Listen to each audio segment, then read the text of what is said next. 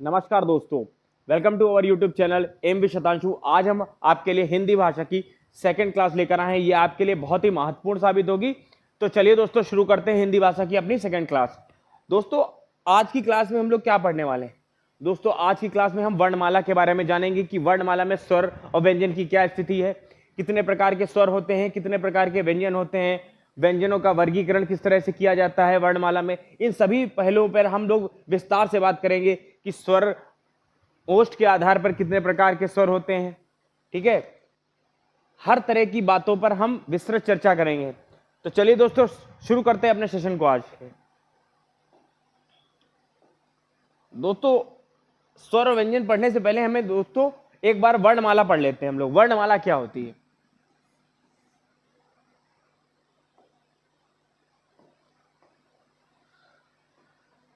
दोस्तों, वर्णमाला क्या होती है? वर्णमाला दोस्तों, वर्णों या लिपि चिन्हों को क्रमबद्ध समूह में रखने को वर्णमाला कहते हैं। एक बार पुनः सुनिए, वर्णों या लिपि चिन्ह को क्रमबद्ध समूह में रखने को वर्णमाला कहते हैं। अब देखिए कैसे। जैसे सबसे पहले आता है आपका आ, ई, उ, रिल, ठीक, ए, ऐ, ओ, औ, अंग, आहा। दोस्तों, अब ये देखिए कि इनको लिखने का एक क्रमबद्ध ढंग है, एक तरीका है कि आ के बाद बड़ा आएगा, ई के बाद बड़ी ई आएगी। ये क्रमबद्ध तरीका है, इसीलिए इसको वर्णमाला नाम दे दिया गया। अगर आप कुछ भी लिखते रहे, का लिख लें, फिर आ लिख दें, फिर गा लिख दें, फिर चा लिख दें, तो ये क्रमबद्ध तरीका नहीं है, ये वर्णमाला नहीं कहलाएगा, ये आपका वर्ण समूह कहलाएगा। क्या कहलाएगा? वर्ण समूह। तो आपकी दो बातें क्लियर हो गई। पहली बात क्लियर क्या हुई कि वर्णों या लिपि चिन्हों के क्रमबद्ध समूह को वर्णमाला कहते हैं, और जो आपका क्रमबद्ध समूह नहीं होगा, इस तरह से लिखा कुछ भी होगा, वो आपका क्या होगा? वर्ण समूह कहलाएगा। ठीक है दोस्तों, चलिए अब हम आगे बढ़ते हैं स्वर और व्यंजन के ऊपर। तो सबसे पहले स्वर देख लेते हैं क्या है। Next slide.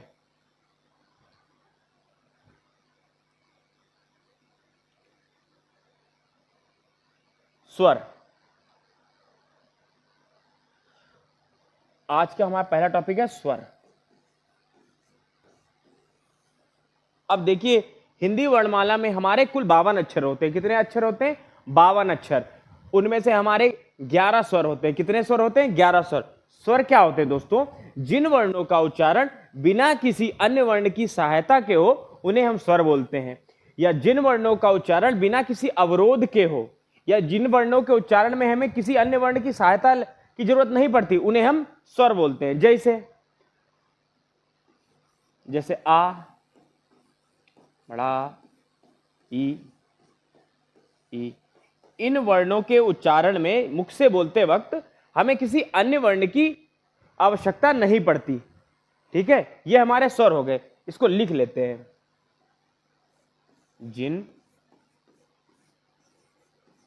जिन वर्णों के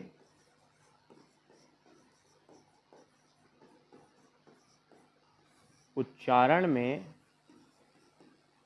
किसी अन्य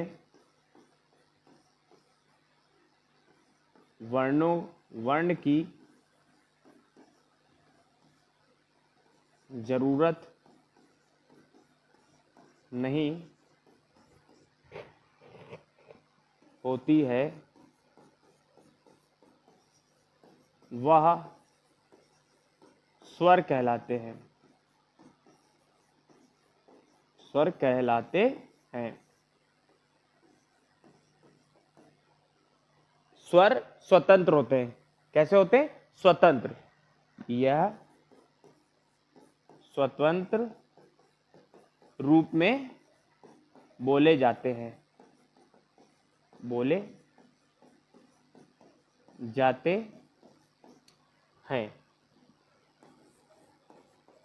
दोस्तों, ये तो स्वर की परिभाषा हो गई कि क्या होता है। जिन वर्णों का उच्चारण बिना किसी अनुवर्ण की सहायता या बिना किसी अवरोध के हो, उन्हें हम स्वर बोलते हैं। अब दोस्तों स्वर हैं कितने हिंदी भाषा में? लिखित भाषा में, जो हमारी लिखित भाषा है उसमें हमारे 13 स्वर हैं। कितने हैं? 13 स्वर हैं। और जो हमारी बोलने वाली मौखिक भाषा है, मौखिक भाषा में हमारे 11 स्वर हैं। कितने? 11। ये दो जो इसमें एक्स्ट्रा आ जाते हैं वो है अंग, आहा, बाकी सारे वही रहते हैं। आ, ई, उ, रिल, ए, ओ और औ। ये आपके 11 स्वर हैं। ये 11 स्वर हैं लिखित भाषा के, मौखिक भाषा के, और लिखित भाषा के आपके 13। ये 11 और 2 ये वाले भी जुड़ जाते हैं आपके। ठीक है, ये संस्कृत भाषा में इस्तेमाल किए जाते हैं, यानी 13 स्वरों की संख्या संस्कृत भाषा में है और हिंदी भाषा में 11 स्वरों की संख्या मानी गई है। चलिए दोस्तों, हम स्वर का विभाजन देख लेते हैं कि स्वर जो है किस तरह से डिवाइजिबल है। ठीक है दोस्तों, चलिए अगली स्लाइड की ओर बढ़ते हैं कि स्वर कितने प्रकार के होते हैं। दोस्तों देखिए, स्वर का जो विभाजन है 2 तरीके पे किया गया है। 2 तरीके से स्वर का विभाजन किया गया है, एक उत्पत्ति के आधार पर, दूसरा मात्रा के आधार पर। एक उत्पत्ति के आधार पर, दूसरा मात्रा के आधार पर। दोनों को हम देख लेंगे। उत्पत्ति के आधार पर स्वर आपके 2 प्रकार के होते हैं, ह्रस्व स्वर और आपका दीर्घ स्वर। अभी बताएंगे इसके बारे में कि ह्रस्व स्वर क्या है, दीर्घ स्वर क्या है। ठीक, मात्रा के आधार पर, मात्रा के आधार पर ह्रस्व स्वर, दीर्घ स्वर, एक और आपका प्ल्यूत स्वर। प्ल्यूत स्वर। दोस्तों जिन वर्णों के उच्चारण में, जिन वर्णों यानी या जिन स्वरों के उच्चारण में बहुत कम समय लगता है उन्हें हम ह्रस्व स्वर बोलते हैं। जिन स्वरों के उच्चारण में बहुत कम समय लगता है उन्हें ह्रस्व स्वर बोलते हैं, और जिन स्वरों के उच्चारण में अधिक समय लगता है उन्हें हम दीर्घ स्वर बोलते हैं। अब जैसे ह्रस्व स्वर के उदाहरण, ह्रस्व स्वर आपके 4 होते हैं, छोटा ई, उ और ऋषि। ये 4 आपके होते हैं दोस्तों, ये 4 आपके ह्रस्व स्वर हैं। 4 आपके ह्रस्व स्वर हो गए। अब दीर्घ स्वर आपके कितने होते हैं? दीर्घ स्वर आप देखिए दोस्तों, बाकी 7, जैसे आ, ई, उ, ए, ओ और औ। ये 7 आपके दोस्तों, ये 7 आपके दीर्घ स्वर होते हैं। अब इधर देख लीजिए, मात्रा के आधार पे ह्रस्व स्वरों में 1 मात्रा होती है। कितनी मात्राएं होती है? 1 मात्रा। दीर्घ स्वरों में 2 मात्राएं, प्लुत स्वर में 3 मात्राएं। ठीक है, ह्रस्व स्वर आप जानते ही हैं, ये देख लिया आपने। दीर्घ स्वर भी आपने देख लिया। प्लुत स्वर समझ लीजिए, जैसे संस्कृत भाषा में आपने एक शब्द सुना होगा ओम।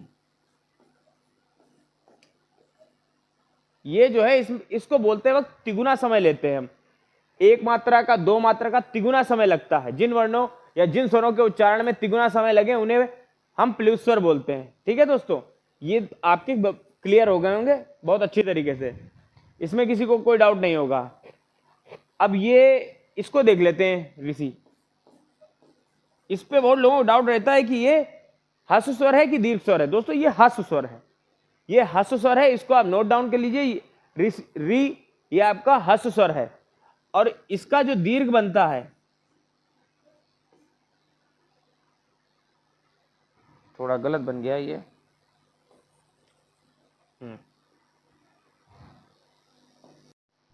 इसका जो दीर्घ बनता है वो इस तरह से बनता है, जो कि संस्कृत भाषा में प्रयुक्त होता है। ये संस्कृत भाषा में प्रयुक्त होता है, ये हिंदी भाषा में कभी प्रयुक्त नहीं होता है। इसीलिए ये जो है आपका हमेशा ह्रस्व स्वर है। ह्रस्व स्वरों की संख्या 4 है, दीर्घ स्वरों की संख्या 7 है और रिल आपका ह्रस्व स्वर है। इसको आप नोट डाउन कर लीजिएगा। चलिए दोस्तों हम आगे बढ़ते हैं अगली स्लाइड को, इसको आप नोट डाउन कर लीजिए, फिर हम आगे बढ़ते हैं। चलिए दोस्तों, आप लोगों ने इसका स्क्रीनशॉट ले लिया होगा। अगली स्लाइड की ओर बढ़ते हैं। दोस्तों अब हम आगे जाने से पहले एक बार रिवीजन कर लेते हैं कि अभी तक हमने क्या पढ़ा। दोस्तों अभी तक हमने वर्णमाला के बारे में जानकारी ली कि वर्णमाला क्या होती है। वर्णों के क्रमबद्ध समूह को हम वर्णमाला कहते हैं और जहां पे क्रमबद्ध समूह नहीं बनेगा उसे हम वर्ण समूह बोलते हैं। दोस्तों वर्णमाला स्वर और व्यंजनों से मिलकर बनी है। हिंदी भाषा में 11 स्वर हैं, 33 व्यंजन हैं। स्वर लेखन की दृष्टि से 13 होते हैं। मौखिक भाषा के स्वर, मौखिक रूप से स्वर कितने होते हैं? बोलने की दृष्टि से 11 होते हैं। ठीक है दोस्तों, और हम देख लेते हैं अब ह्रस्व स्वर और दीर्घ स्वर के बारे में भी हमने पढ़ा। अब हम दीर्घ स्वर के प्रकार देख लेते हैं। दीर्घ स्वर, दोस्तों हमने दीर्घ स्वर समझा कि जिन स्वरों के उच्चारण में दुगना समय लगता है वो दीर्घ स्वर होते हैं। ठीक है, अब ये भी तो आपके 2 प्रकार के होते हैं दीर्घ स्वर। दीर्घ स्वर होते कितने हैं आपके? 7। कितने होते हैं दोस्तों? 7। 7 में से 3 जो होते हैं आपके मूल दीर्घ स्वर है। मूल दीर्घ स्वर, इसको लिख लीजिए फिर हम बताते हैं ये क्या है। और 4 आपके मूल दीर्घ स्वर और संयुक्त दीर्घ स्वर। 3 आपके मूल दीर्घ स्वर होते हैं, 4 आपके संयुक्त दीर्घ स्वर होते हैं। देखिए दोस्तों, ये जो 7 दीर्घ स्वर हैं इसमें आपका जो बड़ा आ है ये दीर्घ है, बड़ी ई ये भी दीर्घ है और बड़ा ऊ ये मूल है। यानी इन स्वरों में किसी दूसरे स्वर की आवश्यकता नहीं है। ठीक है, अब ये देखिए जैसे ए, आए, ओ और आपका औ, ये 4 आपके दीर्घ स्वर ये ऐसे हैं, इनमें 2 मात्राओं वाला है। ये किससे मिलके बने? ये बने हैं दोस्तों, इसको याद रखिएगा हमेशा, ये सभी छोटे आ से बन के बने हैं। किससे? छोटे आ से। अब इसको देखिए, आ में आपने ई जोड़ा, क्या बन गया आपका? ए। आ में आपने ए जोड़ा, आपका ए बन गया। आ में आपने ऊ जोड़ा, आपका ओ बन गया। आ में आपने ओ जोड़ा, ओ जोड़ा, आपका ऊ बन गया। ठीक है दोस्तों, ये इस तरह से इसका वर्गीकरण होता है, इसको आप नोट कर लीजिए, फिर हम आगे बढ़ते हैं। ठीक है, इसके साथ साथ हम लोग समझ लेते हैं कि अयोगवाह क्या होते हैं। अयोगवाह बड़ा ये इंपॉर्टेंट है, ये भी अयोगवाह। अयोगवाह दोस्तों, ये अंग और आहा ये दोनों अयोगवाह कहलाते हैं। ये अयोगवाह इसलिए कहलाते हैं कि लेखन की दृष्टि से तो ये स्वर हैं, ये लिखने में तो ये मात्रा के रूप में जाने जाते हैं, और बोलने की दृष्टि से ये क्या है? स्वर नहीं है, व्यंजन है। इसीलिए इन्हें अलग ग्रुप में लिखा जाता है और इन्हें क्या बोला जाता है? अयोगवाह। जैसा मैंने आपको पहले ही बताया कि लेखन की दृष्टि से स्वरों की संख्या 13 है, बोलने या मौखिक रूप से स्वर आपके 11 ही होते हैं। उसी प्रकार ये स्वर और व्यंजन दोनों का काम कर रहे हैं, स्वर के भी गुण हैं और व्यंजन के भी गुण हैं, इसलिए इनके लिए अलग ग्रुप बना दिया गया है। इसको बोला जाता है अयोगवाह। ना तो ये पूरी तरह स्वर है, ना तो ये पूरी तरह ये व्यंजन है, ये दोनों के गुण इनमें पाए जाते हैं, इसीलिए इन्हें अयोगवाह बोला जाता है। अंग और आहा, ये जो बिंदी वाला है इसको अनुस्वार बोलते हैं दोस्तों, अनुस्वार। और ये जो इधर लगता है ये विसर्ग है। एक और चीज होती है आपको, अनुनासिका। ये चंद्र बिंदु को अनुनासिका बोलते हैं, अनुनासिका। ठीक है, अब आप लोग इसका स्क्रीनशॉट ले लीजिए, आपके काफी काम आएगा। चलिए दोस्तों, आपने इसका स्क्रीनशॉट ले लिया होगा। अब हम आगे बढ़ते हैं। आगे हम बढ़ते हैं कि जो सबसे ज्यादा इंपॉर्टेंट टॉपिक है, इससे सबसे ज्यादा प्रश्न पूछे जाते हैं उसकी तरफ, कि स्वर और व्यंजन कहाँ से बोले जाते हैं, कहाँ से ये बोले जा रहे हैं, इस चीज को हम देख लेते हैं कि कंठ से कौन सा बोला जाता है स्वर, या फिर आपके कौन से व्यंजन कंठ से बोले जाते हैं, कौन से तालु से बोले जाते हैं, कौन से मूर्धा से बोले जाते हैं। इन सभी चीजों को हम देख लेते हैं और क्या ऐसी ट्रिक है, क्या ऐसी विधा है जिससे ये आपको एक क्रम वाइज याद हो जाएंगे, आपके कभी गलत नहीं होंगे। इसी चीज को हम देखते हैं और बहुत सरलीकरण तरीके से इसको हम याद कर लेंगे। चलिए दोस्तों, मेरी तरह एक डायग्राम बनाइए। दोस्तों ये डायग्राम आपको 2-3 बार बनाना है। अगर आप 2-3 बार इस डायग्राम को बना ले गए, आपको कभी भी, मैं आपको वादा कर रहा हूं, आपके उच्चारण स्थान से संबंधित कभी भी कोई प्रश्न गलत नहीं होगा।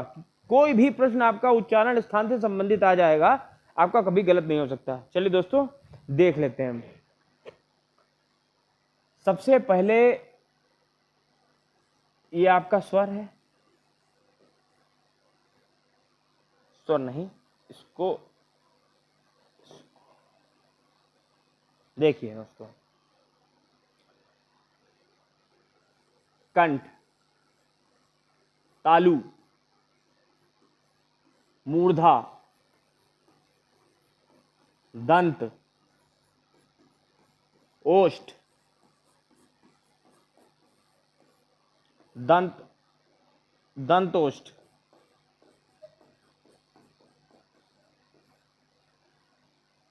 कंठोष्ठ,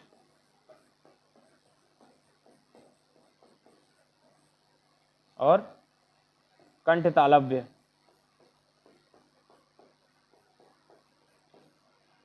ठीक है, अब ये उच्चारण स्थान से संबंधित कैसे इसको सेट किया जाए कि आपको हमेशा याद रहे। देखिए सबसे पहले आपके जो व्यंजन है, एक बार इधर देख लीजिए, इसको मैं बाद में आपको बताऊंगा।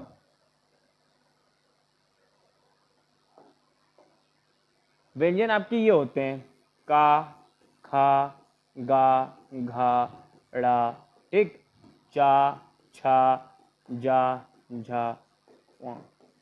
ठीक, इस तरह के जो व्यंजन का एक क्रम होता है, ये इनके 5 वर्ग होते हैं दोस्तों, नोट करिए। का, खा, गा, घा, ड़ा, ठीक, चा, छा, जा, झा, वा, टा, ठा, डा, ढा, णा,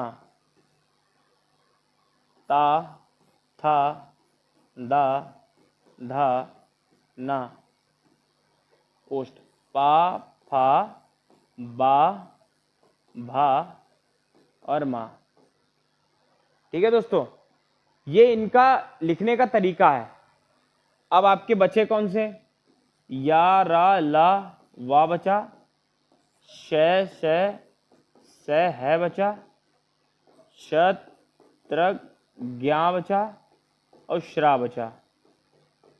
ये आपके इतने, आपके इसमें से इनको काउंट नहीं किया जाता, ये संयुक्त हैं, केवल इतने ही आपको फिट करने हैं इसमें। अब देखिए स्वर में आ, विसर्ग और हा, ये चारों आपके कंठ से बोले जाते हैं। कहां से बोले जाते हैं? कंठ से। इसको याद कर लीजिए, का वर्ग वाले जितने भी हैं आपके, पहला आपका वर्ग है का वर्ग वाला, का वर्ग वाले कंठ से बोले जाते हैं। इसमें आएगा, विसर्ग आएगा और आपका हा आएगा। तालु में क्या आएगा? यश, ठीक, और ई हो गया। मूर्धा में क्या आएगा? ऋषि, रिल, ठीक। दंत से कोई भी स्वर नहीं होता है, कोई भी स्वर का उच्चारण दंत से नहीं हो सकता है, कभी भी आप इसको ध्यान रखिएगा। ओष्ठ से क्या आएगा? उ और उ, ठीक। आपके देखिए आ ई उ रिल, ये हो गया। अब आपका देखिए कंठ ओष्ठ, ये आपके ए हो गया, कंठ तालव्य, कंठ ओष्ठ,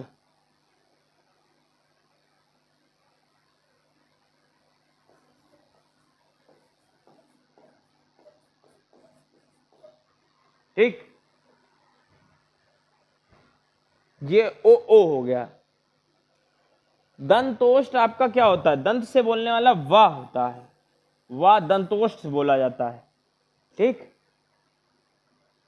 या आपका फिट हो गया, शाह आपका फिट हो गया, यहाँ पे ये वाला शाह आएगा, सा आपका कहाँ आएगा, सा आपका दंत है, ठीक। ला आपका कहाँ आएगा, ये भी दंत है, और रा आपका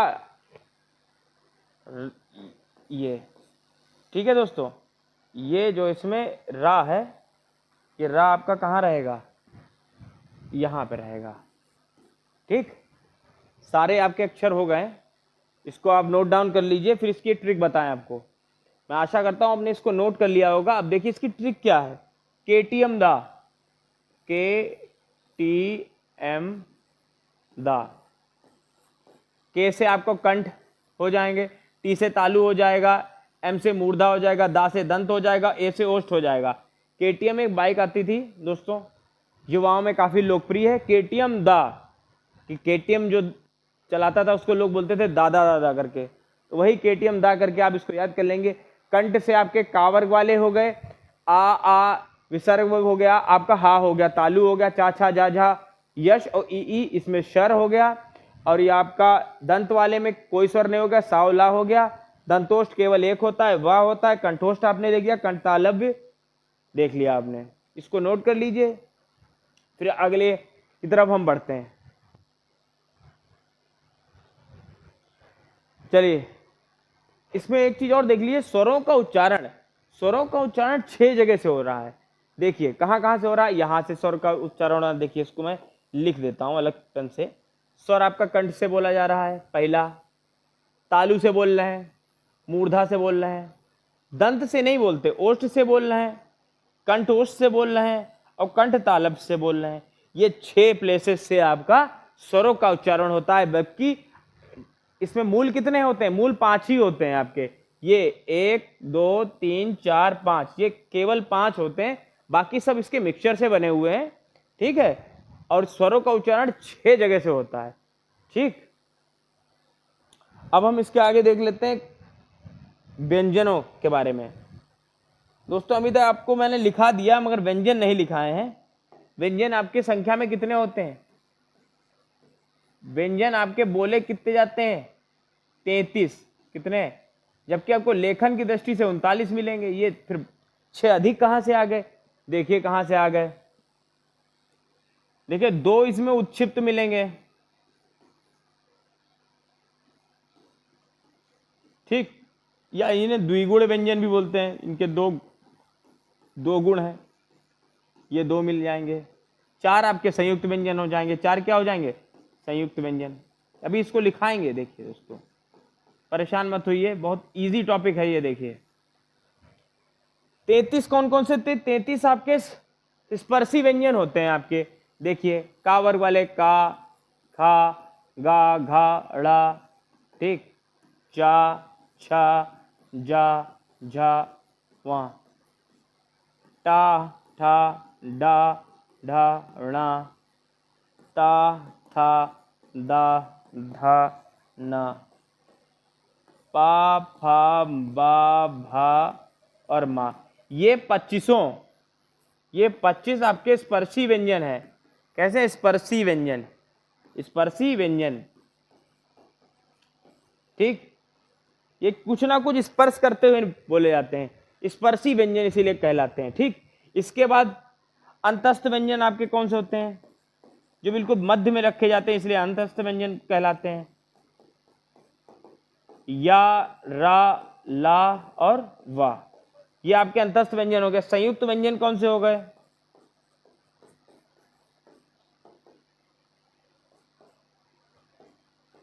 शत्रक, ज्ञा और श्रा, ये आपके संयुक्त व्यंजन हो गए, ठीक।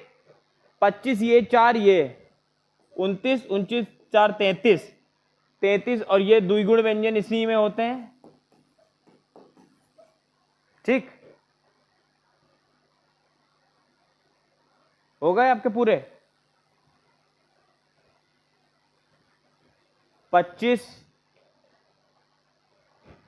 इसमें ऊष्म व्यंजन छूट रहा है, ऊष्म व्यंजन।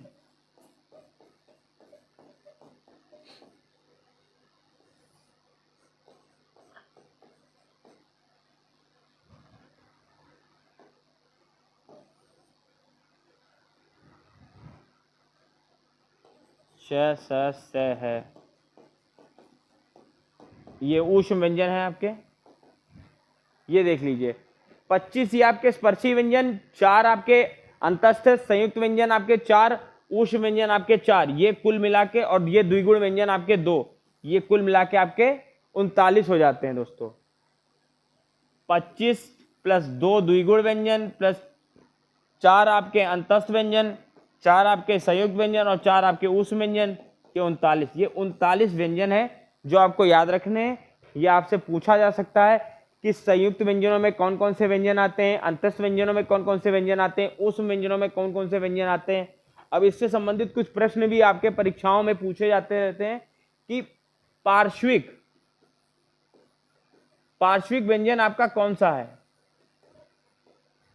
ठीक, तो पार्श्विक व्यंजन आपका ला है दोस्तों, इसको याद रखिएगा, मोस्ट इंपॉर्टेंट क्वेश्चन। पार्श्विक व्यंजन आपका ला है। लुंठित बोला जाता है या प्रकंपित, लुंठित व्यंजन या प्रकंपित व्यंजन ये आपका कौन सा है, रा है, लुंठित रा है।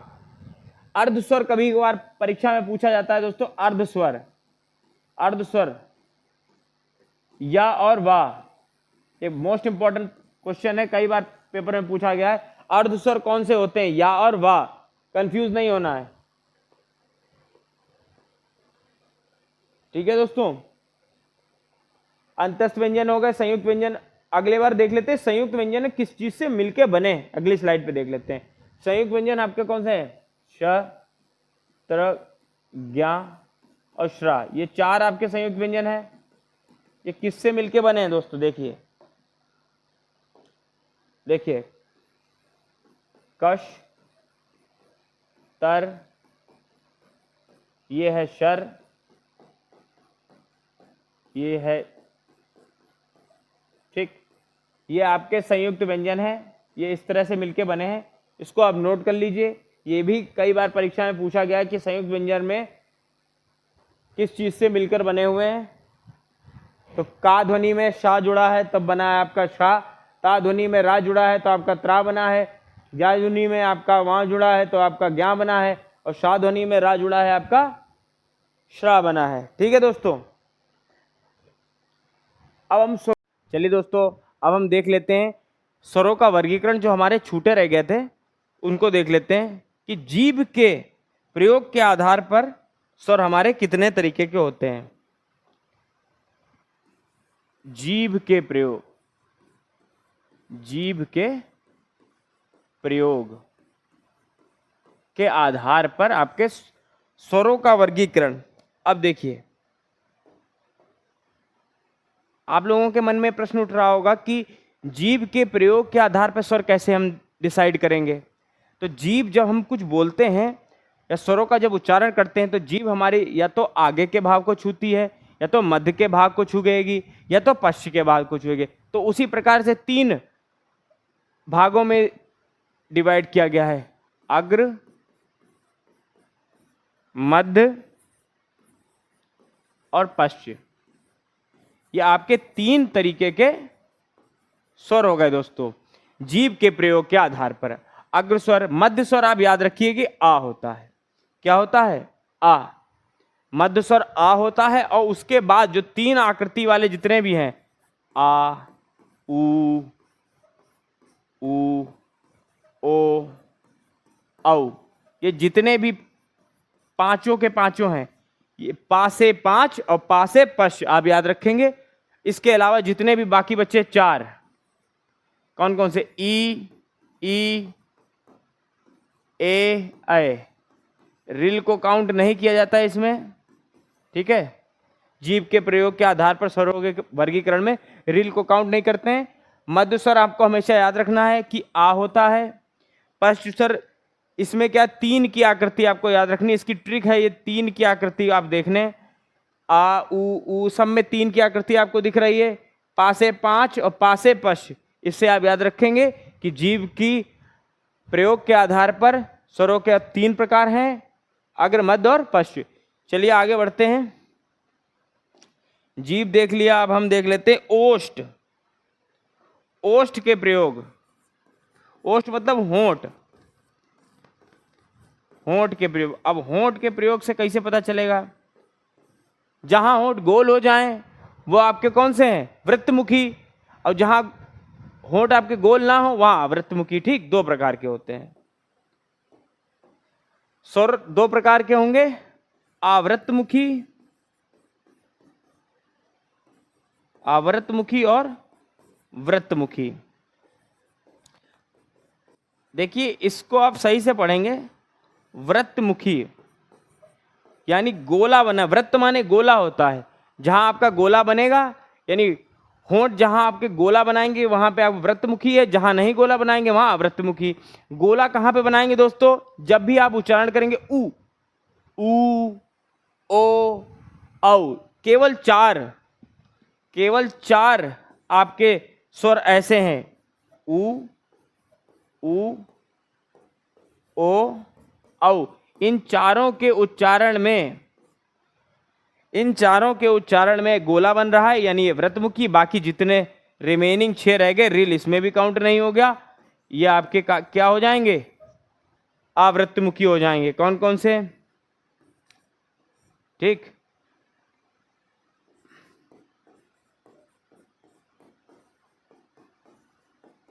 ठीक। इसमें एक बार वृत्तमुखी में यह ध्यान रखिएगा, ये 3 की आकृति वाला नहीं है, ये नहीं इसमें लिए गए हैं। ठीक, इसको ध्यान रखिएगा आप। वृत्त की जिसमें आपको ये लेना है 3 की आकृति वाला, वो पश्च वाला है। वृत्तमुखी में पश्च वाला ऐसा कोई कॉन्सेप्ट नहीं है। ठीक है, अब हम आगे बढ़ते हैं। मुख आकृति के आधार पर स्वरों का वर्गीकरण। मुख आकृति ये आपका इंपॉर्टेंट है। मुख आकृति, मुखाकृति के आधार पर स्वरों का वर्गीकरण।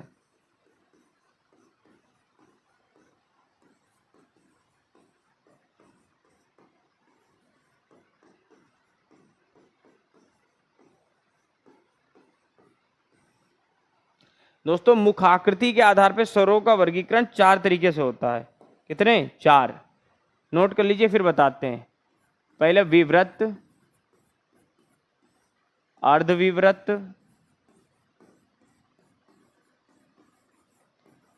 संवृत्त, अर्धसंवृत्त।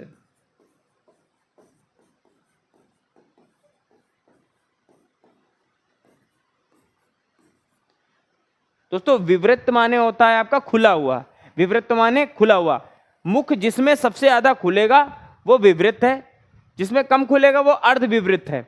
जिसमें बंद है, बंद का मतलब ये नहीं कि पूरी तरीके से बंद, जिन स्वरों के उच्चारण में मुख हल्का सा बंद रहता है वो आपके समृद्ध होते हैं। जिसमें ज्यादा बंद रहेगा वो आपके क्या होंगे, अर्धसमृद्ध होंगे। चलिए दोस्तों इनको देख लेते हैं। अर्धविवृत, सबसे पहले अर्ध आपको विवृत याद रखना है, आ। सबसे ज्यादा मुख आपका आ शब्द बोलने में खुलता है। जब बच्चा रोता है तो दोस्तों वो आ करके रोता है, सबसे ज्यादा मुख आपका आ शब्द बोलने में खुलता है। यानी आ वर्ण बोलते वक्त, आ स्वर बोलते वक्त सबसे ज्यादा आपका मुंह खुला रहेगा, यानी आ स्वर जो आपका विवृत में आ जाएगा। कहां में आ जाएगा दोस्तों, विवृत में आ जाएगा।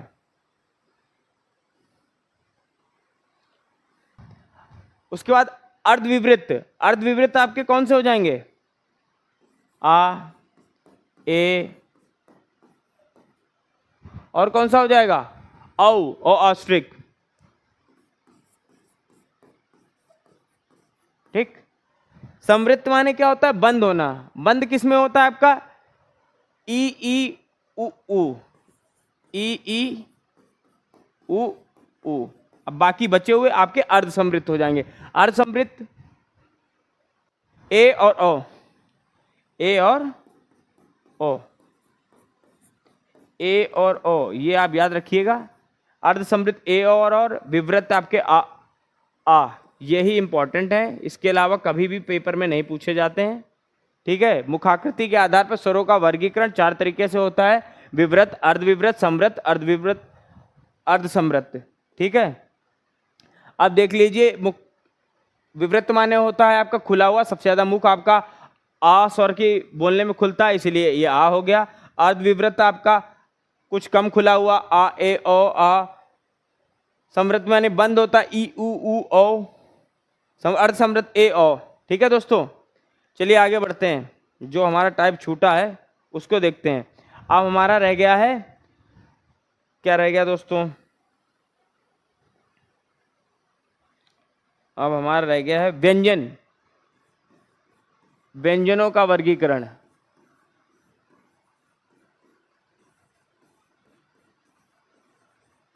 देखिए व्यंजनों का वर्गीकरण हमारा रह गया है, एक ही स्लाइड में आपका करा देते हैं। एक तो आपका रह गया है प्राणवायु के आधार पर, प्राणवायु के आधार पर।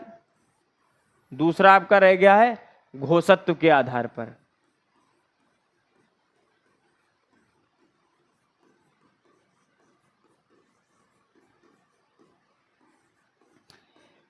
जिन स्वरों के या जिन व्यंजनों के उच्चारण में, जिन व्यंजनों के उच्चारण में कम वायु निकलती है वो अल्पप्राण होते हैं। क्या होते हैं दोस्तों? अल्पप्राण। और जिन व्यंजनों के उच्चारण में अधिक वायु निकलती है वो महाप्राण। अल्पप्राण कौन कौन से आपके होते हैं? 1, 3, 5 और अंतस्थ व्यंजन, ये आपके अल्पप्राण हो गए। महाप्राण कौन होंगे? 2, 4 हो गए। और आपके ऊष्म, ऊष्म व्यंजन इस श्रेणी में आते हैं। 1, 3, 5 क्या है? आपका जो का वर्ग है उसका पहला वर्ण, तीसरा वर्ण और पांचवा वर्ण। ठीक, का वर्ग का पहला वर्ण का, तीसरा वर्ग गा और ये णा, ये आपके काहे में आते हैं? अल्पप्राण में आते हैं। इनको बोलते समय कम प्राणवायु खर्च होती है या कम प्राणवायु निकलती है, इसमें ज्यादा निकलती है, इसीलिए ऊष्म। और ये 2, 4। ठीक है दोस्तों, ये प्राणवायु के आधार पर हो गए। घोषत्व के आपके 2 होते हैं व्यंजनों के प्रकार। एक होता है सघोष, दूसरा होता है अघोष। अब सघोष क्या होता है? जिन व्यंजनों के उच्चारण में हमें ज्यादा कंपन होता है। कंपन कहाँ होता है दोस्तों? उच्चारण में, स्वर तंत्रियों में। यहां पे आपके स्वर तंत्रियों में कंपन होता है, उन्हें हम सघोष बोलते हैं। जिन व्यंजनों के उच्चारण में कंपन कम होता है वो आपके अघोष कहलाते हैं। अब अघोष आपके कौन कौन से होते हैं? पहला, दूसरा और श, 3 तरह के सा बस। और सघोष कौन कौन से होते हैं?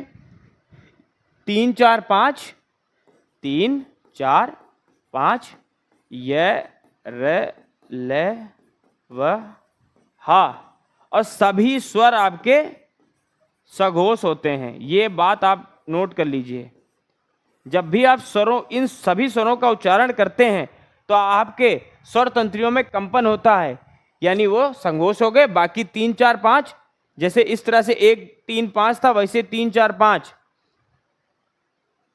का वर्ग का तीसरा अक्षर गा, ठीक, घा और ड़ा, इन सभी का जब भी हम उच्चारण करते हैं, इन व्यंजनों का, हमारी स्वर तंत्रियों में कंपन होता है।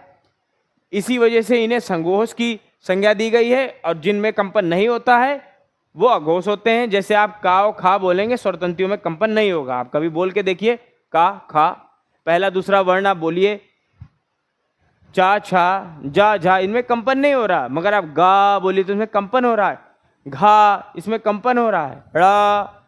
ठीक है दोस्तों, ये इस तरह से व्यंजनों का वर्गीकरण कंप्लीट होता है। हमने सब देख लिया प्राणवायु के आधार पे, घोषत्व के आधार पे। मैं आशा करता हूँ ये लेक्चर आपको पसंद आया होगा। हमारे चैनल से जुड़े रहिए, हमारे चैनल को सब्सक्राइब कीजिए, लाइक कीजिए।